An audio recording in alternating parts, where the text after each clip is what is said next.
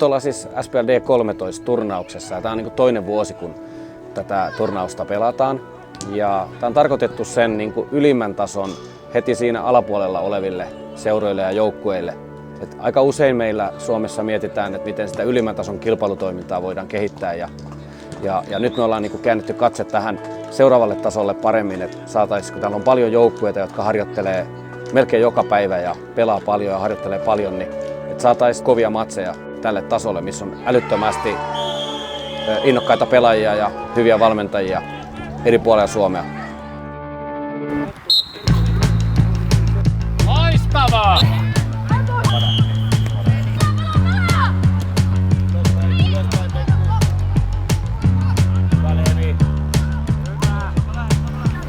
Oli hyvä vääntöpenkku, oikein hyvä.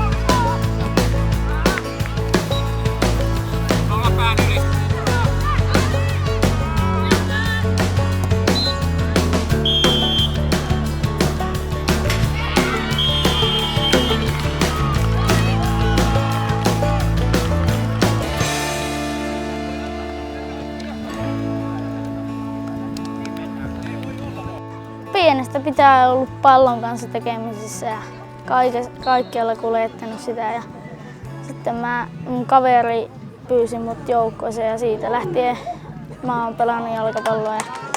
Niin.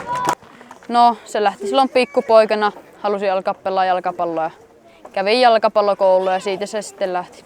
Iska on pelannut jalkapalloa, niin sitä on itsekin pelannut. Ja mun isä pelasi jalkapalloa ja sen isä on pelannut jalkapalloa ja sen isä on pelannut jalkapalloa. No silleen niinku alun perin mä pelasin mun serkun kanssa niinku normisti jalkapalloa jossain kentällä. Sitten niinku se sanoi mulle, että mene harrastaa.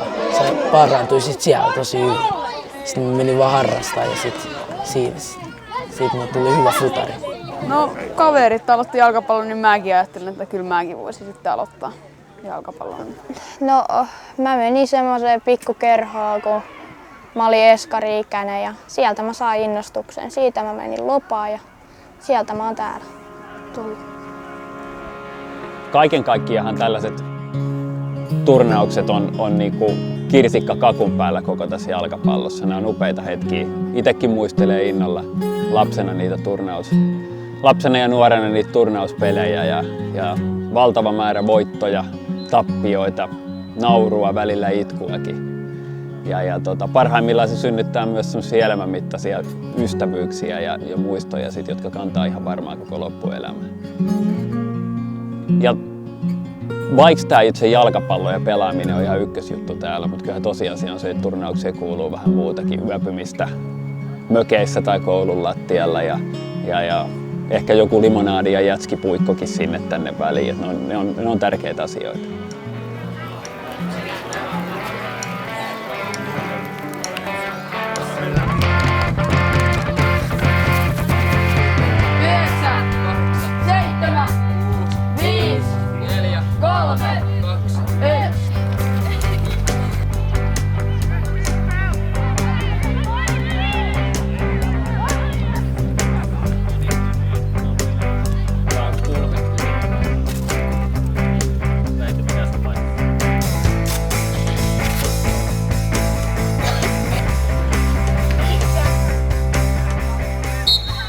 Tämän turnauksen merkitys piirijoukkuetarkkailijalle on sinänsä merkittävä, että täällä tapaa sellaisia pelaajia ja joukkueita, joita me ei nähdä tuossa meidän ihan päivittäisessä toimintaympäristössä.